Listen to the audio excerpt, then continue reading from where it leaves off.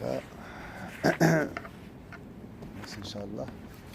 أعوذ بالله من الشيطان الرجيم بسم الله الرحمن الرحيم الحمد لله رب العالمين الرحمن الرحيم مالك يوم الدين إياك نعبد وإياك نستعين اهدنا الصراط المستقيم صراط الذين أنعمت عليهم غير المغضوب عليهم ولا الضالين آمين اللهم صل على سيدنا محمد الفاتح لما أغلق والخاتم لما سبق ناصر الحق بالحق والهادي إلى صراطك المستقيم وعلى آله حق قدره ومقداره العظيم سبحان ربك رب العزة عما يصفون وسلام على المرسلين والحمد لله رب العالمين.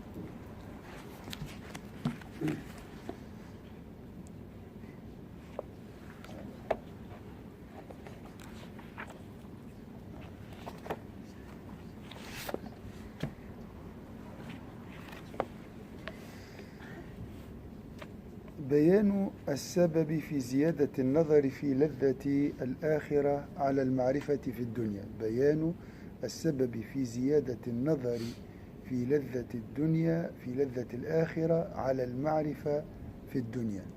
La contemplation dans la vie présente et future. اعلم أن المدركات تنقسم إلى ما يدخل في الخيال كالصور المتخيلة والأجسام المتلونة والمتشكلة من أشخاص الحيوانات والنبات وإلى ما لا يدخل في الخيال كذات الله تعالى وكل ما ليس بجسم كالعلم والقدرة والإرادة وغيرها. Les réalités perçues se divisent en deux catégories. Qui peut me dire c'est quoi ces deux catégories? Les réalités perçues.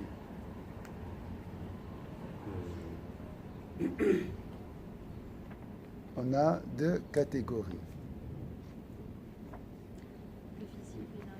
Exactement, c'est ça. Donc les réalités que la faculté imaginative peut se représenter, comme les pensées ou les corps visibles par leur couleur et leur forme, qu'il s'agisse d'êtres humains, d'animaux ou de plantes, et les réalités que la faculté imaginative ne peut concevoir comme l'invisible. Hein? Des exemples.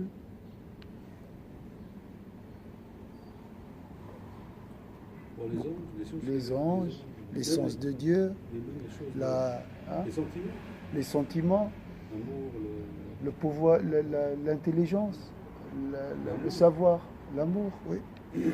Et les réalités que la faculté imaginative ne peut concevoir comme les sens de Dieu ou tout ce qui n'a pas de forme comme la science, la puissance, la volonté, etc. Vous êtes d'accord? ومن رأى إنسانا ثم غض بصره وجد صورته حاضرة في خياله كأنه ينظر إليها. Quiconque voit un homme puis ferme les yeux continue de se représenter son image à l'intérieur de soi comme s'il la regardait. Vous êtes d'accord? Comment appelle-t-on cette faculté? Quand on ferme les yeux et on voit l'imagination. ولكن إذا فتح العين وأبصر أدرك تفرقة بينهما. Maintenant, l'image perçue par l'imagination et l'image réelle. Y a-t-il une différence? Donc regarde quelqu'un, après ferme les yeux. L'image que tu as dans ton imagination et l'image réelle, elles sont différentes. Il y a une différence, exactement. Mais s'il ouvre les yeux et la voit de nouveau, il constate une différence entre les deux images. Vous connaissez le Ghazali, il prend son temps dans la démonstration. Peut-être on ne va pas finir aujourd'hui. Alors, je pense que parmi les choses qui expliquent notre faible intelligence à cette époque, c'est cet empressement, cette rapidité. On n'arrive pas à réfléchir, à prendre notre temps, à démontrer, à essayer de convaincre et se convaincre. Hein. De la On est facilité. la facilité, la consommation, même au niveau des idées. ومن رأى نعم. ولا ترجع التفرقة إلى اختلاف بين الصورتين لأن الصورة المرئية تكون موافقة للمتخيلة وإنما الافتراق بمزيد الوضوح والكشف. Alors qui peut me dire c'est quoi la différence entre l'image imaginaire et l'image réelle? Ça c'est très important pour comprendre la connaissance et la contemplation de Dieu. La connaissance aujourd'hui, c'est très très important. Votre réponse est La réalité, on ne peut jamais la saisir intégralement parce qu'on n'a pas toute la connaissance. Donc on n'a que, nous, notre perception personnelle dans notre imagination. d'accord, mais le rapport entre l'image dans l'imagination, la photo dans l'imagination, et l'image réelle. En général, ce qu'on imagine, c'est des fois c'est mieux. Hein. On imagine toujours mieux. Pardon? On imagine toujours mieux. C'est ça que tu veux dire. Donc, Pas forcément. La différence. la différence entre les deux photos, les deux images, c'est quoi? L'image perçue par l'imagination et l'image réelle. Clarté. La clarté. Donc l'image réelle est plus claire. Hein? L'autre comme s'il est flou, n'est-ce pas? Voilà. Cette différence n'est pas due à une dissemblance, il n'y a pas de... hein, car l'image mentale est semblable à l'image réelle, n'est-ce pas? C'est la même photo, c'est Bilal, je vois Bilal. Hein? Mais au surcroît de clarté et de perceptibilité de la seconde. Donc, le récepteur, l'imagination, est faible. Donc, il ne peut pas vraiment voir l'image telle qu'elle est. Est-ce que vous commencez maintenant à comprendre le rapport entre la connaissance ou bien la contemplation de Dieu dans la vie d'ici-bas et la contemplation de sa noble face dans la vie de l'au-delà? C'est le même rapport. Hein. Aujourd'hui, on a une image qui n'est pas nette, qui n'est pas claire. Le jour dernier, tu verras Allah Azza wa Jalla clairement. Et chaque fois, comme on a dit toujours, je vois plus clair. Si tu supprimes un voile, tu vas voir plus clair. L'image devient moins floue. Est-ce que c'est clair? Donc selon votre effort, c'est pour ça là dans Surat Al-Inshiqaq, et ça demande bien sûr, c'est cher, c'est difficile, shaq, c'est une rupture avec nos connaissances acquises, hein, cette réforme constante, hein, normalement. Ya ayyuhal insanu innaka kadihun ila rabbika, ô homme, tu t'efforces vers la rencontre de ton Seigneur. Vous voyez, ça, c'est cette image. C'est en fait, c'est un effort, c'est un voyage vers la rencontre d'Allah Azza wa Jal. L'image visuelle se fait donc plus parfaitement visible et plus claire. Vous voyez, c'est le rapport entre l'image dans mon imagination et l'image réelle. Elle est plus claire et plus visible. فإن صورة المرئي صارت بالرؤية أتم انكشافا ووضوحا وهو كشخص يرى في وقت الإسفار قبل انتشار ضوء النهار ثم رؤية عند تمام الضوء فإنه لا تفارق إحدى الحالتين الأخرى إلا في مزيد الانكشاف. Donc, il nous donne un autre argument. Ce fait est comparable à ce que voit l'homme à l'aube, avant que la lumière du soleil ne se répande, puis à ce qu'il voit lorsque la lumière s'installe pleinement. Donc voir Bilal à l'aube et le voir à midi. C'est différent, n'est-ce pas? Mais Bilal, c'est le même. C'est une question de clarté et de visibilité. Hein? L'image mentale est donc une perception et la vue est le parachèvement de cette perception mentale. Elle est le dévoilement ultime. C'est pour ça, chez les mystiques, le dévoilement spirituel est l'ultime connaissance. C'est vraiment voir. Avant, c'était flou. Maintenant, c'est plus clair, plus clair. Et ça dépend de ton travail sur ton ego. Essentiellement avec la connaissance, avec les conditions qu'on a mentionnées avant. Hein, l'aspiration, s'exposer au souffle divin, ainsi de suite. فإذن الخيال أول الإدراك. Ça, c'est une sentence qu'on trouve chez Einstein. Hein.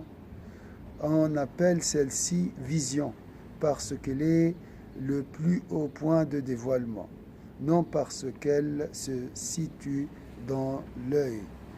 Je dirais même que si Dieu avait créé une parfaite perception, bénéficiant du dévoilement sur le front ou dans la poitrine, par exemple, il conviendrait toujours de l'appeler vision.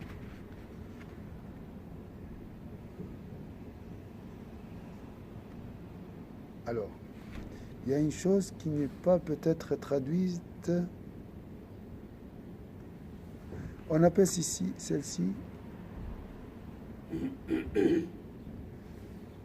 Il a dit l'imagination est une introduction pour la perception. L'imagination est une introduction pour la perception. Vous voyez? L'imagination est une introduction, hein, pour la perception. Avant de connaître, percevoir, il faut l'imaginer. Il faut passer par l'imagination de toute façon. Einstein, il a dit, l'imagination est plus importante que la connaissance. Même sentence. Dans la psychologie, il y a aussi une théorie, le constructivisme, qui parle aussi de ça. La perception, ça dépend aussi de ce qu'on a dans la mémoire, ce qu'on a comme expérience. Ça change notre regard ou comment on va après comprendre ou interpréter ce qu'on voit. C'est vraiment une influence réciproque. C'est pas seulement voir, puis ça va nous alimenter notre imagination, notre mémoire. C'est vraiment une influence aussi du mémoire, de l'imagination, comment on voit. Oui. Ça me parle de ça. Okay, donc il faut imaginer Allah pour connaître plus exactement. Je vois pas le rapport maintenant. Non, on doit pas imaginer non, c'est pas ça. Comment on fait pour l'imagination? Parce que pour connaître Allah, pour percevoir Allah, il faut l'imaginer. Je ne sais pas comment faire le lien. Peut-être imaginer les actes de Dieu et imaginer les signes d'Allah Azza wa Jalla dans sa création, les actes et les attributs d'Allah Azza wa Jalla. De toute façon, on doit imaginer. On ne peut pas percevoir sans l'imagination. Le problème de l'être humain, c'est ça, parce que sans l'imagination, il n'arrive pas à croire. Oui. Même sans voir déjà, il ne peut pas croire, sans imaginer, il ne peut pas croire. Donc c'est ça le problème de la foi, en fait. C'est le problème de la foi qui est fort, pas fort. Oui. C'est par rapport à ça, en fait. C'est tout lié, en fait. Oui.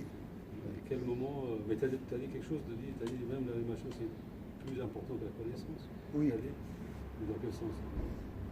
Peut-être dans ce sens qu'elle est une introduction. Donc tu ne peux pas arriver à comprendre sans avoir l'imagination.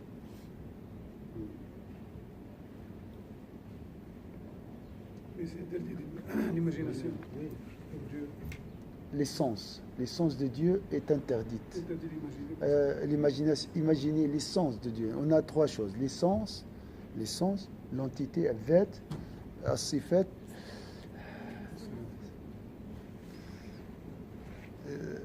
les attributs et les actes. Tout le monde trébuche là. Ça fait très mal.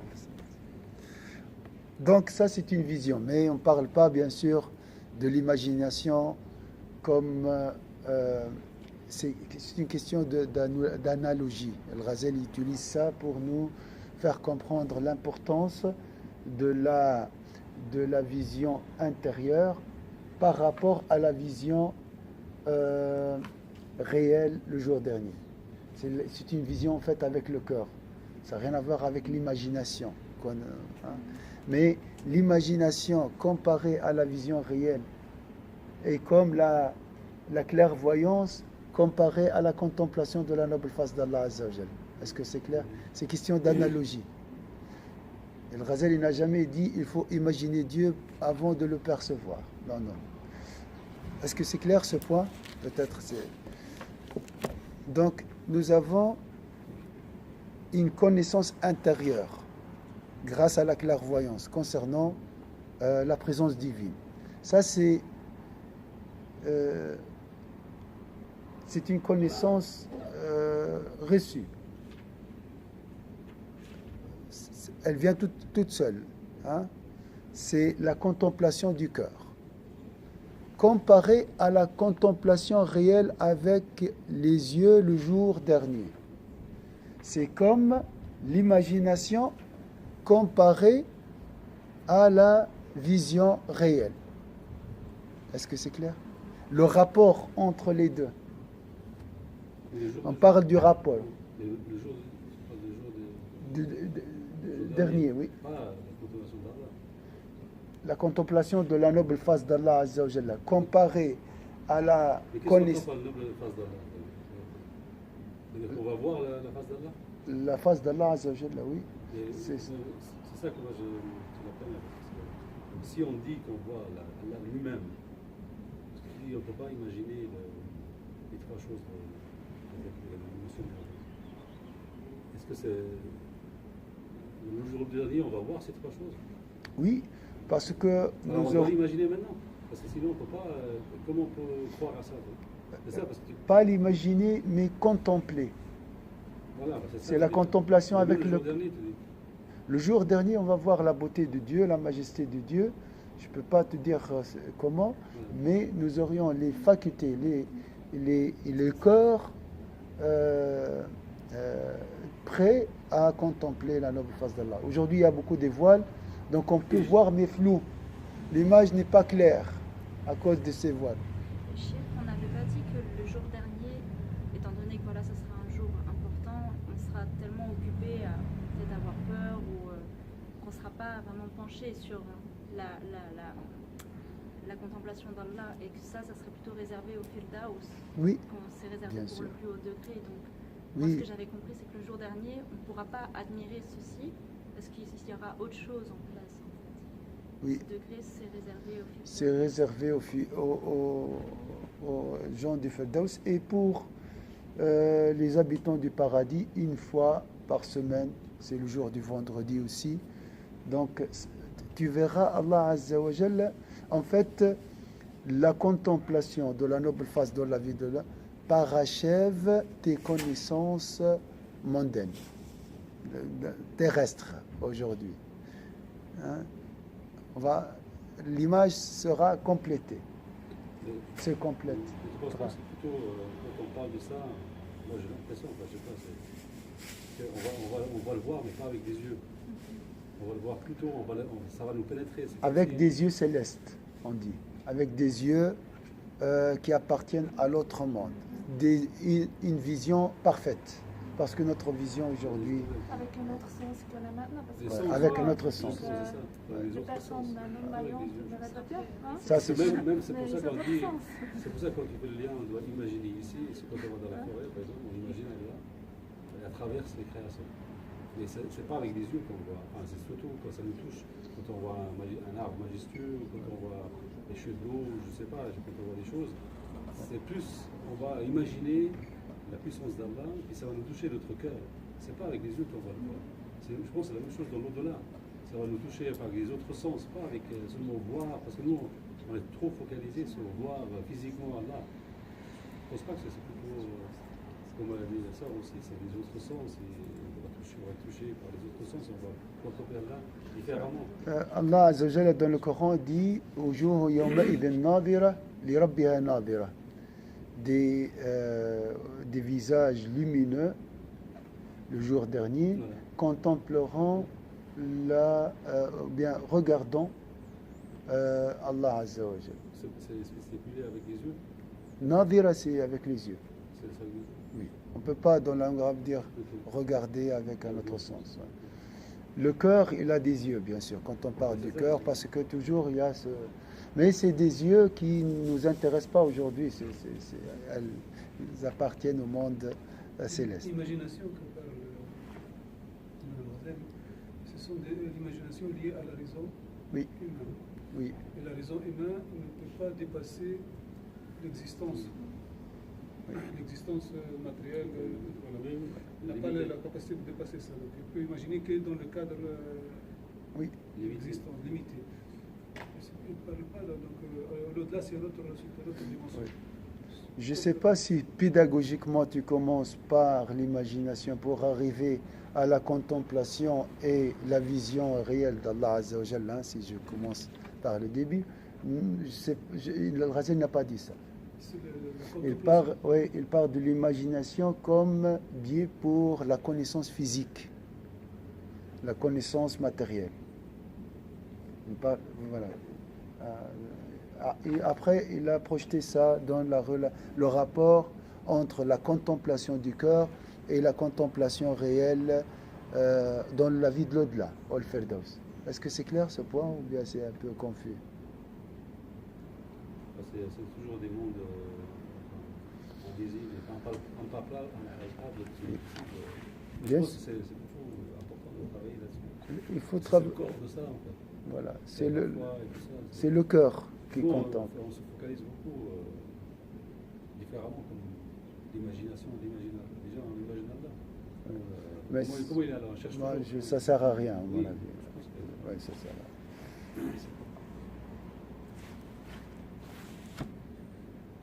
Alors, فإذا الخيال أول الإدراك والرؤية هو الاستكمال لإدراك الخيال وهو غاية الكشف وسمي ذلك رؤية لأنه غاية الكشف لا لأنه في العين بل لو خلق الله هذا الإدراك الكامل المكشوف في الجبهة أو الصدر مثلا استحق أن يسمى رؤية. Donc la question de vision, la vision du cœur, c'est question d'une capacité. Si c'est ici dans le front ou bien dans la poitrine, ça c'est un détail. وإذا فهمت هذا في المتخيلات فاعلم أن المعلومات التي لا تتشكل أيضا في الخيال لمعرفتها وإدراكها درجتان إحداهما أولى والثانية استكمال لها وبين الأولى والثانية من التفاوت في مزيد الكشف والإيضاح ما بين المتخيل والمرئي فيسمى الثاني أيضا بالإضافة إلى الأول مشاهدة ولقاء ورؤية. Si tu comprends cela relativement aux images sensibles, tu dois savoir que les objets de sciences immatérielles, ça veut dire quoi les sciences immatérielles? Mystiques, là, du cœur, peuvent être appréhendées selon 2 degrés. L'un précède et le second complète. Donc il n'y a pas de contradiction entre les deux visions. Et la différence d'intensité, de visibilité et de clarté entre le premier et le second est comparable à la différence entre l'image mentale et l'image visuelle pour les réalités sensibles. Je reviens. Donc nous avons les réalités sensibles. La perception des images sensibles passe tout d'abord par l'imagination et finira par la vision réelle. Est-ce que c'est clair? Maintenant, les images insensibles. Hein? La procédure est comme suit. Ça commence par la connaissance dans la vie d'ici-bas et la contemplation dans la vie de l'au-delà. Est-ce que c'est clair?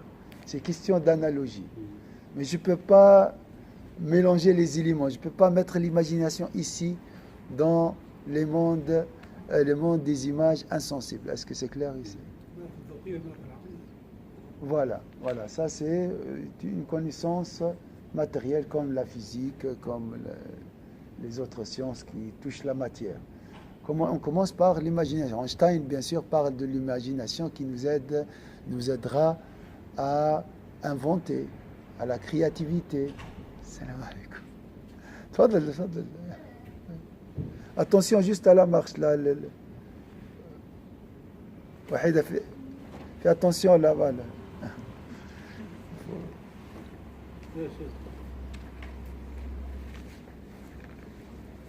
وبين الأولى والثانية من التفاوت في مزيد الكشف وهذه donc on a dit est-ce que c'est clair ici? Donc l'imagination est liée à tout ce qui est sensible. La contemplation c'est une imagination du cœur. Donc tu ne peux pas la façonner. C'est pas une imagination. C'est un sentiment qui descend dans le cœur, exactement. C'est une image, tu fais dhikr et tu reçois une image comme il a dit Sayyid Qutb. J'ai vécu à l'ombre du Coran en contemplant la main d'Allah, la puissance. La main d'Allah derrière toute chose et derrière tout événement. عشت في ظلال القرآن أرى يد الله وراء كل حادثة وراء كل شيء. Là, quand on parle de la main, c'est une contemplation. Il faut demander à Sayyid Qutb comment il a vécu ça. C'est du vécu. Tu ne peux pas imaginer. Hein? La main d'Allah, peut-être, c'est le pouvoir pour lui. Mais comment il a vu? Il a contemplé le pouvoir d'Allah. Et je dis toujours, nous sommes aveugles. Asaf Shadid. Celui qui ne voit pas la beauté de cet univers, comme il nous a dit, il est malheureux. Et ça, c'est l'essence de notre malheur. Le bonheur, c'est de voir vraiment la beauté des atomes, la beauté qui est partout autour de nous. Vous voyez, c'est très pénible. Pour moi, c'est ça. Peut-être on n'est pas conscient que ça, c'est la source de notre malheur. C'est ce voile qui nous empêche de voir cette beauté. À mon avis, nous appartenons dans une vie antérieure à cette beauté. Maintenant, je suis empêché. Je suis privé de vivre dans cette beauté. Je fais partie de cette beauté. Donc, ils m'ont séparé de ma mère. Est-ce que vous voyez l'image? Ils m'ont déchiré. Hein? Avant, je fais partie de cette beauté. Hein?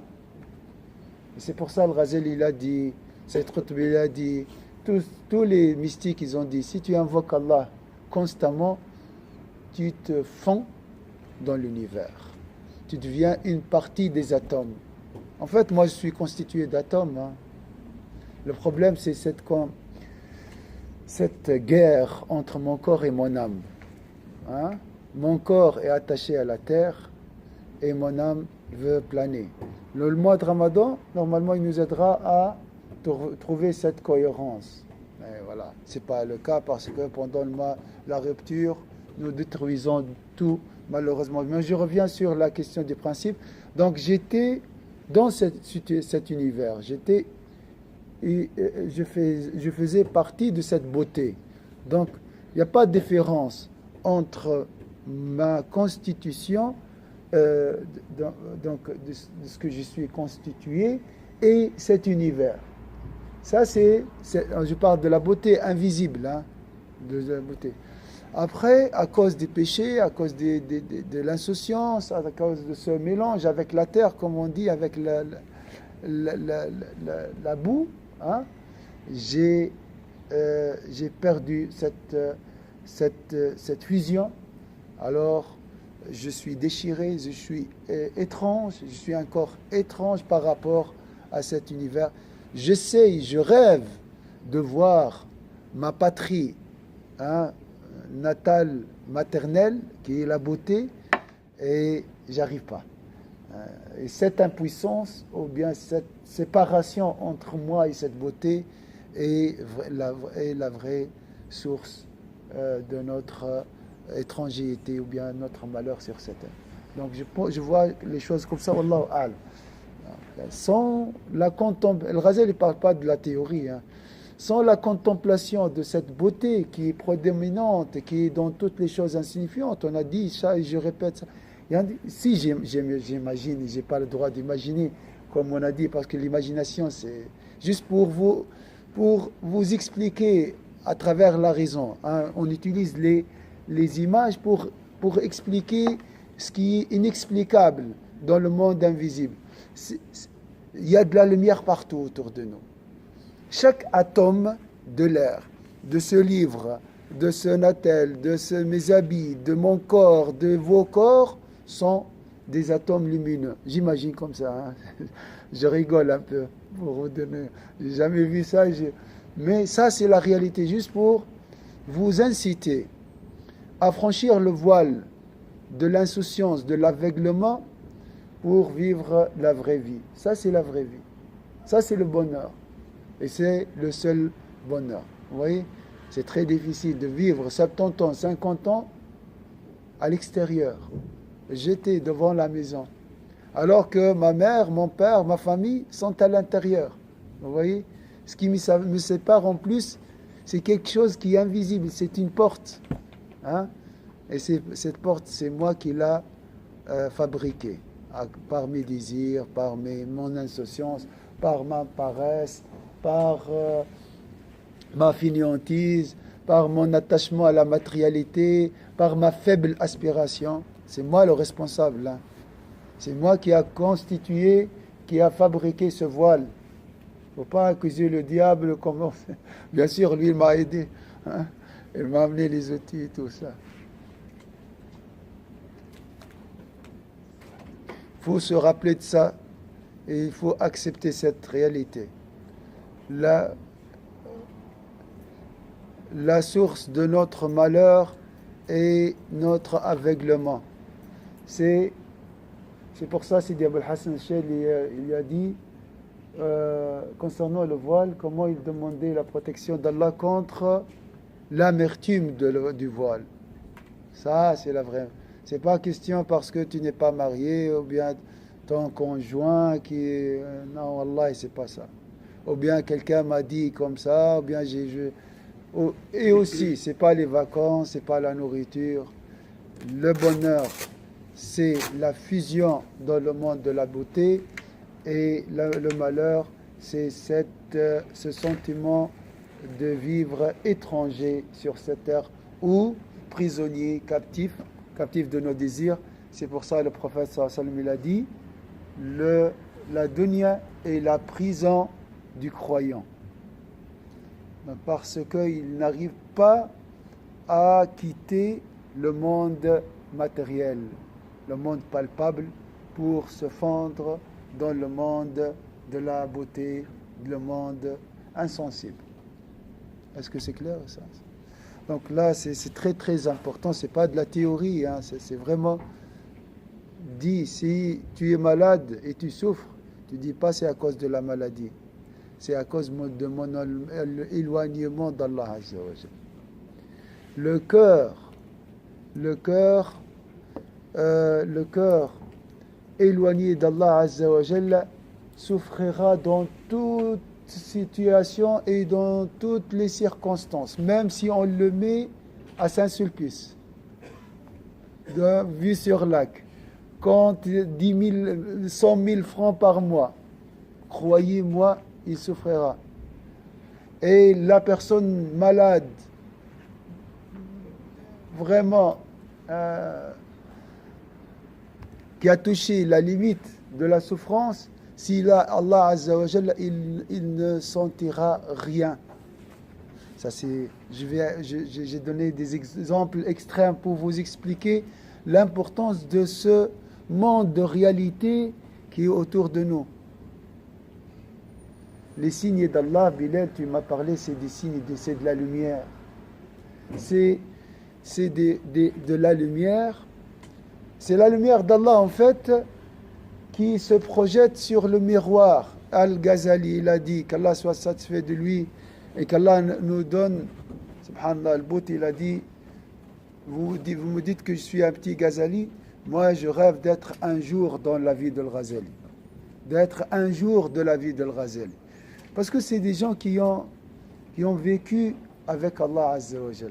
Mais il a bien compris, il a bien savouré cette proximité. Mais ici, ici, pas ailleurs, pas demain. Mais il était déjà là, dans la beauté divine. Il a dit, c'est que celui qui observe la méditation, le dhikr, l'effort, le combat spirituel, assidûment, verra chaque atome se transformera en un miroir qui reflètera la beauté et la majesté d'Allah Azza wa Jal. C'est clair les choses. Chaque atome se transforme en miroir qui reflète la lumière d'Allah. Donc la lumière d'Allah ici est possible, mais à travers ces miroirs. À travers ces miroirs. On ne peut pas voir la source. On peut voir l'image reflétée sur un miroir. C'est tout ce qu'on peut voir. Est-ce que c'est clair? Et là, c'est possible. Voir l'image, la beauté, les signes d'Allah Azzawajal, si tu veux dire, c'est possible.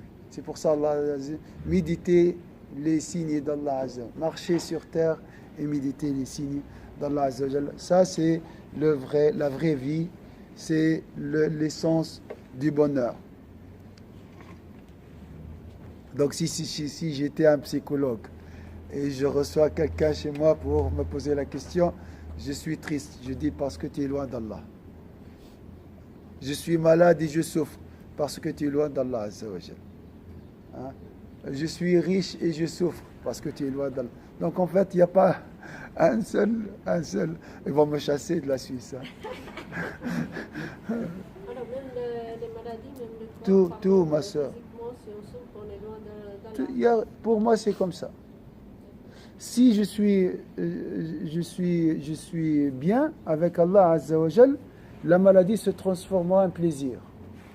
J'exagère, ma soeur, mais j'imagine comme ça les choses. C'est-à-dire même si on a une maladie, on accepte facilement. Les souffrances se transforment à une réjouissance. C'est une autre conception, ma soeur. C'est une autre conception. C'est une autre dimension. Pour nous, c'est inimaginable. Parce que j'ai vu un handicapé qui m'a dit une chose. Il m'a dit, nous, qu'Allah les a comblés par le bienfait de l'handicap. Ça, c'est son identité. Les gens qu'Allah les a comblés par cet handicap. هؤلاء الذين أنعم الله عليهم بهذه الإعاقة. نحن الذين أنعم الله علينا بهذه الإعاقة. L'handicap devient un bienfait. Et pour les malheureux comme moi, mes enfants est une source de malheur. N'est-ce pas?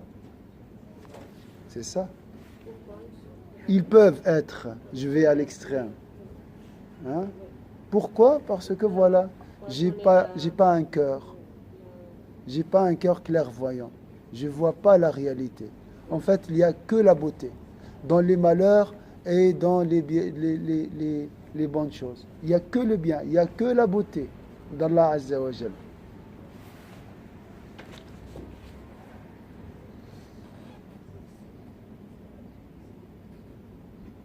On a dépassé largement le temps, non? On va s'arrêter alors. On n'a pas beaucoup avancé. Si j'ai bien compris, c'est pas à midi et demi que vous avez commencé? On a commencé en fait à midi moins 11h50. D'accord, moi j'ai compris que midi et demi. C'est juste? On a commencé à 5 Razali et 11h30 le cours. Mais midi 5 pour le Razali.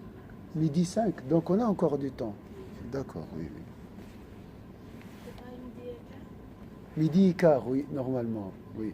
Vous avez commencé plus tôt. Plus tôt, oui. Alors on va ajouter, il n'y a pas de problème. Le problème, c'est pas moi, moi je parle. Il n'y a pas de problème. Parce que Mais moi, c'est vous, à 10 heures, pourquoi vous avez décalé de 10 heures? C'est pas on a, pendant le Ramadan, Vous avez commencé plus tôt pour un ramadan. surtout pour moi, 9 heures, on commence. surtout pour moi parce que je dors, je dors Alors, pas. donc, la prochaine sera Inch'Allah 11h30 ou midi et demi. Oui, c'est vrai, ma soeur, on a commencé tôt, on a dû attendre, oui. Mais la prochaine sera Midi 15, Inch'Allah. midi et 15. Inch'Allah. Oui, je m'excuse, oui. وهذه التسمية حق لأن الرؤية تسمى رؤية لأن والله moi je dis pourquoi on ne demande pas de contempler la résurrection d'Allah Azza wa Jal. Comment Allah ressuscite les âmes. Est-ce qu'il y a une interdiction? Est-ce qu'il y a une interdiction de demander de voir Allah Ici-bas, ici-bas? Je veux voir Allah Azza wa Jal. On peut demander ou pas? C'est de Moussa, il a demandé, puis il était. Sayyidina Moussa a demandé. Il a réponse. Mais il n'a pas pu. Il n'a pas pu, c'est une autre chose. Mais c'est- Mais Hein? Mohammed sallallahu alayhi wa sallam, oui. En fait, oui. il a vu Allah Azza wa Jal, oui. Sayyidina Ibrahim, il a demandé de voir comment Allah ressuscite les âmes, n'est-ce pas? Donc, voir l'action d'Allah, comment Allah. Il a dit, non, tu ne peux pas voir l'action elle-même, mais tu peux voir voilà, les acteurs. Voilà, tu Parce peux qu'il voir n'avait les... pas assez de force. Il avait... Oui, on n'a pas assez de... Oui, même un prophète, il ne peut pas voir la réalité complète. Comme Sayyidina Muhammad, bien sûr, le seul qui a vu vraiment le sommet de la connaissance. Ayati Rabbi al-Kubra, les grands signes d'Allah Azza wa Jalla, au 7e ciel. Il faut mériter déjà. Alors, la deuxième est également appelée contemplation, rencontre ou vision, relativement à la première. Donc la première c'est une contemplation, la deuxième aussi c'est une contemplation. الرؤية بالقلب هنا والرؤية بالعين هناك. Donc la contemplation par le cœur aujourd'hui et la contemplation avec les yeux de la vie de l'au-delà, dans la vie de l'au-delà, dans la vie de l'au-delà. Voilà. Donc les deux, on les appelle contemplation. Parler de vision est pertinent dans le sens où l'appréhension dont il est question est le degré ultime de dévoilement. On a parlé de dévoilement comme connaissance du cœur. Je parlais hier aussi de l'importance de taqwa qui nous aidera à se rapprocher de Allah al-Qarib. إذا سألك عبادي عني فإني قريب. Donc, as-siyam nous rapproche de Dieu. La méditation nous aidera à le connaître. Le Très-Haut posa comme règle que les paupières, le Très-Haut posa comme règle que les paupières fermées empêchent de voir clair et forment un voile entre les yeux et l'objet, et qu'il est nécessaire de lever ce voile pour voir de nouveau, sans quoi la perception demeure imaginative. Donc je ferme les yeux, j'imagine, mais je vois à travers le voile de l'imagination. Vous êtes d'accord? J'ai vu quelqu'un. Après je ferme les yeux, donc je le vois, mais voilé. Hein, il y a un voile quand même, c'est obscur, n'est-ce pas? Flou un peu, un ombre, comme s'il y a un ombre. Hein? Donc il faut enlever ce voile pour voir la réalité. Simple, hein? Je dois ouvrir le voile, c'est aussi les paupières. Hein? Le cher, ce voile, c'est la non-connaissance du coup, parce que si on ne connaît pas cette personne, on ne pourra jamais atteindre sa réalité complète. On n'aura que l'image qu'elle nous reflète. Voilà. Oui, oui, Alors c'est que si vraiment on la connaît, etc., on la voit déjà sous un autre angle. En fait. oui, les connaissances aussi constituent un voile. Tout ce que vous entendez ici, c'est un voile. Hein? Cette réalité, c'est une vérité, dites par le Ghazal, mais c'est un voile par rapport à quoi? par rapport à une connaissance plus profonde. On a dit des voiles. Et cette connaissance qui est plus profonde, hein, c'est un voile. Par rapport à quoi? À une autre connaissance plus proche d'Allah Azza wa Jal. Et ainsi de suite. Donc c'est des voiles. Et on est tous voilés. Donc soyez humbles. Quand tu dis je sais, on doit être très très humble. Hein? On ne sait rien. La ilma lana illa ma allamna. Donc il faut ouvrir les yeux, les paupières pour voir. Hein? Donc ce voile nous empêche de voir la réalité.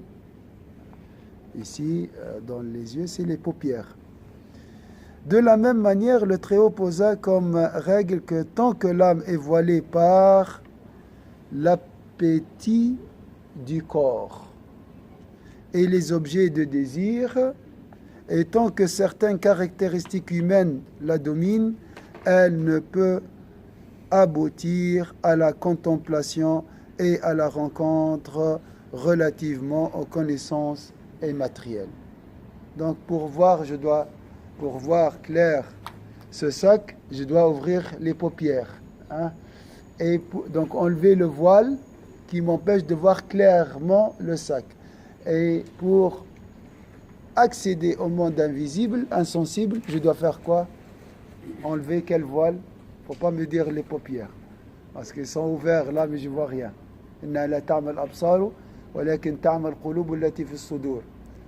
Le vrai aveuglement, c'est l'aveuglement de la poitrine. Hein? Donc je dois faire quoi? Donc je répète. Pour voir le sac, je dois enlever le voile qui est les paupières, les ouvrir. Et pour voir la réalité insensible, je dois enlever, donc enlever le voile du cœur. Et le voile du cœur, c'est avec les invocations. Les invocations, le jeûne, l'aumône, combattre la haine, pardonner, les vices du cœur et les vices de la langue. Hein? Les sources de la perdition qu'on a mentionné dans le livre des actes de perdition, le Mohliket. Là, il a parlé de toutes les maladies du cœur. Donc, plus encore, ce bas monde constitue en soi un voile qui s'y oppose inévitablement, tout comme les paupières empêchent de voir le monde sensible. Comme cela. On a parlé de l'argent, l'attachement. Je répète toujours les 4 voiles à abolir, à pourvoir. Qui peut nous rappeler les 4 voiles? Et ça, c'est avant de trouver le guide spirituel, on ne sait jamais. Ouais. 4 voiles, 4 barrières. Voilà, sudd. On parle de vraiment par voile, mais des barrières. Donc j'imagine dans ces barrières, il y a des voiles. C'est vraiment un ensemble de 4 barrières pour voir ce monde. On ne sait jamais, Yves m'a dit une chose, il m'a dit grâce à la 2e opération, ce monde s'était ouvert devant moi. La 2e opération, c'est la dernière, on ne sait jamais. C'est la dernière. Après, c'est fini. Ils ont arrêté le chimio et tout. Donc, dans le sens, quand tu es désespéré de toi-même, tu trouveras l'espoir en Allah Azza wa Jal. Mais tant que tu comptes sur ta raison, ton intelligence, ton ego et tout ça, donc la servitude. Hein? Ça, c'est très important. Alors, les 4 barrières, c'est quoi? L'orgueil, il entre dans ce qu'on appelle al-jah ou al-ri'asa.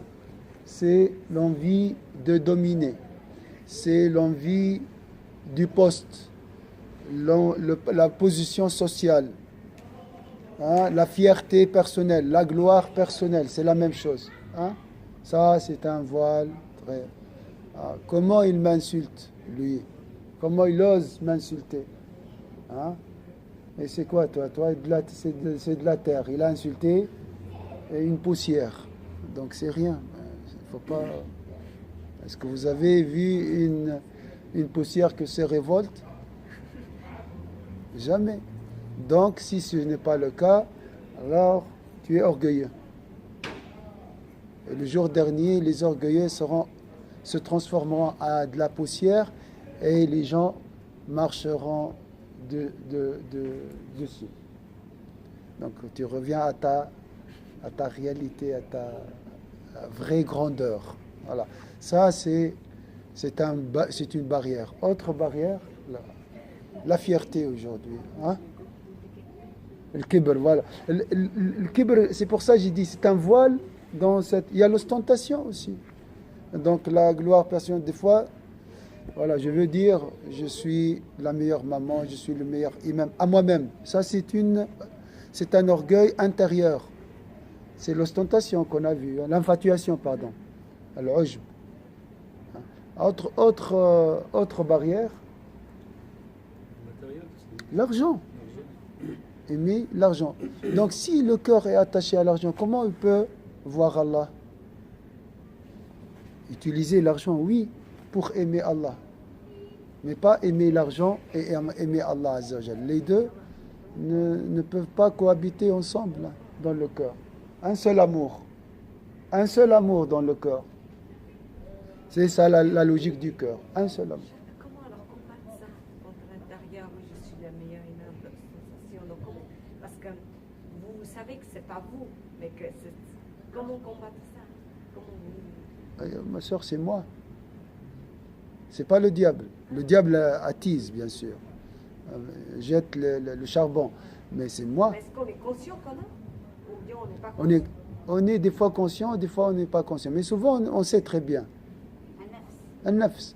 Des fois, tu sais, c'est nafs qui parle, et des fois, c'est la raison qui parle, des fois, c'est la piété qui parle. C'est toi qui es le médecin. N'est-ce pas? C'est vrai ou pas? Hein? Donc, tout ce qui est raison, c'est la sagesse, c'est les principes, les valeurs. Oui, à l'intérieur, tu sais. Et là, tu dois, par exemple, tu dis cette journée, je ne vais pas répondre à mon mari. Même s'il lève la voix, même s'il m'insulte, c'est ça, casser l'ego. S'habituer à ces insultes, ces provocations, et garder un cœur sain. Mais est-ce qu'un jour, ça va faire mal? Par exemple, les jeunes aujourd'hui, ils s'insultent. Et oui, les jeunes, il y a les garçons qui insultent, qui essayent de... Mais un jour, est-ce que, voilà, un bout de moment, il encaisse, il ne peut plus. Oui, mais si un cafard m'insulte, moi, je ne vais pas garder quelque chose dans mon cœur. C'est ça le travail, arriver à ce stade. C'est du bruit, c'est rien. Les alliés d'Allah ne ressentent aucune tristesse, aucun malheur, aucune affliction. Pourquoi? Parce que voilà, ils sont avec Allah. Ils sont pas. On a dit, hein. Non, il ne faut pas. Mais pour la vérité, pas pour lui-même, pas pour l'ego. Non, il ne faut pas répondre. Quelqu'un t'a insulté? Non, c'est pas grave. C'est rien. Ça, on a appelé l'abstraction de ce qui n'est pas le mentionné. Al-ghaibatu. Ça, ce qu'on appelle al-ghaibatu. Donc le dhikr commence, bien sûr, ma soeur. Essentiellement, c'est le dhikr. Hein. Avec le dhikr, tu peux atteindre tout. Et sans le dhikr, tu peux atteindre rien. Tu ne peux arriver à rien. Alors il a dit, invocation avec insouciance engendre une invocation attentive. Une invocation attentive peut mener à une invocation présente, donc avec les émotions. Et une mention présente conduit à l'abstraction de ce qui n'est pas le mentionné. Tu deviens... Ça, c'est une réalité, mes sœurs. Mes sœurs et mes frères, c'est une réalité. Un frère, j'ai parlé de lui, il m'a raconté, Al-Hajar al-Aswad, il avait un cœur brisé, il a essayé de toucher la pierre noire, mais il n'a pas réussi. Il était à quelques centimètres. Après, voilà, il était emporté par la masse, hein, la vague, hein, et il a senti un sentiment d'humiliation, comme si il est banni ou bien rejeté, détesté par Allah Azza wa Jal. Et là, il a refait l'essai, et subhanallah, il m'a dit, le chemin est ouvert devant moi, et je sens rien, je vois rien, et voilà, j'étais tout seul, comme si j'étais tout seul à la Mecque. Devant moi, il y a la pierre noire. J'entends rien. C'est ça, surtout, sam'ahu alladhi yasma'u bih. Je deviens son oui. Non, j'entends rien. Et je vois personne presque. Et je ne sens pas les gens me toucher à côté. Mais vous ne pouvez pas imaginer. Hein, j'étais comme, j'ai dit, c'est comme si j'ai appuyé sur le bouton muette. Il n'y a rien. Tout est verrouillé. Même les corps, ils sont rien. Il était tout seul. Il a embrassé. Il a dit, le temps, c'est comme si j'ai resté des mois. J'étais vraiment, j'ai dit. Après, à la fin, j'ai dit, voilà, je laisse maintenant quand même les autres. Et là, tout est revenu. Il a entendu, il a vu. Et subhanallah, il a vu après un homme avec des lunettes de soleil, avec une chemise, alors que c'est bizarre, et un homme de couleur. Ben, se sortir de cette vague, c'est presque impossible. Il faut attendre. Voilà que, donc, il lui a tendu la main. Il l'a aidé à sortir. Donc, ça, c'est... Vous avez vécu. Moi, je suis sûr. Surtout, les gens qui ont un cœur brisé par une maladie, par un divorce, par une séparation. Moi, je suis sûr qu'ils ont ouvert une fenêtre sur le monde de la beauté. Pendant ces moments-là, la vision est facile. On ne sait jamais. Quand tu es éprouvé profondément, hein, quand tu es désespéré de ton ego, donc il n'y a plus l'ego, là tu peux voir, tu peux contempler. Désespéré de son ego, on n'a plus d'ego. Voilà. Le frère, au début, attendez mes sœurs, vous voyez, mon frère, au début, il est parti avec son ego pour toucher la pierre noire. Il n'a pas réussi. Quand il a senti cet anéantissement de son ego, quand il a senti qu'il ne vaut rien, que voilà, je suis zéro, il a tout reçu. C'est ça la servitude. Oui. C'est ça la servitude. Moi, j'ai vu ça, si je me permets de vous raconter. J'ai vu ça, c'est un de mes enfants, ils étaient bébés, vraiment très petits. Et il est presque parti, j'avais dans la main, mais comme un linge. Et il est devenu bleu noir. J'ai dit, mon Dieu. Après, j'ai essayé, j'essaie ce premier secours de faire et tout ça. Ça n'a pas marché. J'ai dit, il est parti. Il est parti. J'ai dit, mon Dieu, tu m'as donné, je ne sais pas, j'avais les yeux ouverts, mais je ne voyais rien, j'entendais rien. J'ai dit, mon Dieu, tu m'as donné, tu reprends tout de suite, parce que c'était vraiment un petit bébé. Et il est revenu, il a commencé à respirer. Et il était comme un linge pendant, je ne sais pas combien de secondes, je me rappelle plus. Vraiment comme un linge. J'étais sûre qu'il est parti, mais il est revenu. Oui, quand tu te détaches de toi-même, oui. Là tu peux tout...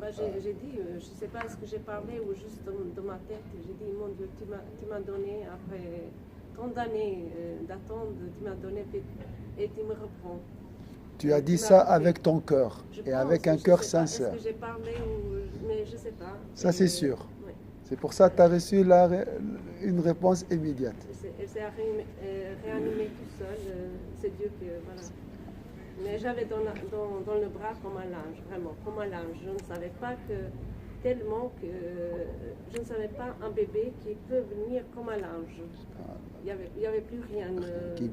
Un bébé qui est assez...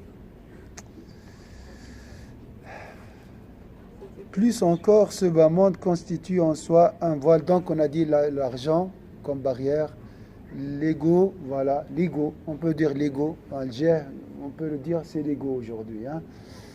Et après, les péchés, le ramadan, Inch'Allah, c'est un moyen pour s'éloigner des péchés, les désirs, tout ça, et surtout le mimétisme, at-taqlid. Par exemple, dire que le monde insensible n'existe pas. Ou bien il n'y a qu'une seule interprétation du Coran, ou bien des choses. C'est comme ça. On a des idées ancrées dans nos cœurs. Ça, c'est le mimétisme. Donc il faut se débarrasser de ça. Même de tes idées fondées sur la vérité, il faut s'en débarrasser pour chercher d'autres. Il ne faut pas stagner. Il faut chercher toujours. Voilà les 4 barrières qui nous empêchent de voir les paupières du cœur. Les paupières du cœur. Est-ce que c'est clair? Juste une phrase et on s'arrête, Inch'Allah. Plus encore, ce bas monde constitue en soi un voile qui s'y oppose inévitablement, tout comme les paupières empêchent de voir le monde sensible. Il y aurait long à dire sur les raisons pour lesquelles le monde constitue un voile. Mais ce sujet sort du cadre de la science qui nous intéresse ici. Il n'a pas donné une explication, Al-Ghazali. Il faut voir comment ce monde est un voile. C'est avec le cœur. Le monde matériel, La dernière, quatrième... c'est le mimétisme. C'est suivre, par exemple, je donne un exemple et ça je dois le dire, par exemple l'idée que l'Hilal, il faut suivre l'Arabie Saoudite. Ça c'est le mimétisme, c'est comme ça. Pourquoi c'est comme ça? Parce que c'est le haram, mais c'est pas le haram qui voit la lune, c'est un bédouin. Et là j'ai un télescope. Donc réfléchis. Non, mais c'est comme ça. Wallah, Cheikh, je ne suis pas apaisé. Mais c'est parce que tu as l'habitude. Et ça, je m'excuse, je respecte les bouddhistes, je respecte ceux qui adorent les vaches, ceux qui adorent... Wallah, je respecte tout le monde. Hein. Je respecte les chiites qui pensent que voilà, le dernier imam est caché dans une grotte. Je respecte toutes les... Mais je comprends comment un ingénieur... lorsqu'il s'agit de la région, il devient sot. Je comprends bien maintenant un ingénieur très intelligent qui croit à la science, mais quand il sait très bien qu'avec le GPS, il va à Genève, il sait très bien que la prière, selon un calcul bien déterminé, et quand il arrive au jeûne, c'est l'Arabie Saoudite. C'est normal, ça c'est le mimétisme. C'est l'aadat, c'est les coutumes qui dominent. C'est plus fort que la raison. Tu vois la chose, hein? Mais non. Si la tradition me dit non, ça c'est faux, je vais dire que c'est faux. C'est un voile. Est-ce que c'est clair, mes sœurs? El-Ghazali, je crois, il a dit c'est la première voile à abolir. Et la dernière voile à abolir, c'est l'ego. C'est la première voile, c'est le mimétisme, pour commencer à réfléchir. Hein? Il a dit, il ne faut pas croire que les chrétiens ne sont pas apaisés aussi. Ils sont bien dans leur dogme et leur religion. La question de Trinité ne se pose pas parce qu'ils ne réfléchissent pas comme nous, nous ne réfléchissons pas. Donc nous sommes apaisés par mimétisme, eux ils sont apaisés par mimétisme. Les Juifs aussi sont bien, hein? Sont bien. C'est l'apaisement, un faux apaisement qui n'engendre pas une réjouissance. L'islam, par tradition, par coutume, n'engendre aucune réjouissance. C'est du machinisme. C'est un robot. Il est tranquille, hein. Il va te dire, voilà, si je fais la prière, si je ne fais pas la prière, je ne suis pas tranquille. Mais c'est une habitude, comme la consommation, comme le café, comme le thé. Voilà, il est habitué à faire la prière. Mais il a posé la question, est-ce que tu ressens de la réjouissance dans ta prière? Non. Je vais la faire, c'est une tâche ménagère. Voilà, la lessive, la prière. Voilà, c'est comme ça. C'est l'islam de mimétisme, ça. Pourquoi? Si tu lui poses la question pourquoi tu jeûnes, ben c'est comme ça. Pourquoi tu pries, c'est comme ça. Pourquoi je porte le voile? Parce que c'est comme ça. La réponse est la même partout. Tu commences à réfléchir, mais arrête. Arrête de faire ta philosophie là. Rorabe, tu deviens étrange si tu commences à réfléchir. Parce que c'est ça la différence entre les morts et les vivants. Les morts, les endormis, ils ne veulent pas quelqu'un venir les réveiller. Laisse-moi tranquille. Hein? Ils préfèrent mourir même dans cette situation que commencer à réfléchir. C'est une barrière très, très, très grande, hein? Et très haute, très, très difficile. Donc, le Ghazali, il veut dire, voilà, ce que je suis en train de le voir, c'est faux. Le Ghazali, il a dit comme ça, hein? Il est fou. Il a dit, tout ce que vous voyez, c'est faux, c'est pas réel.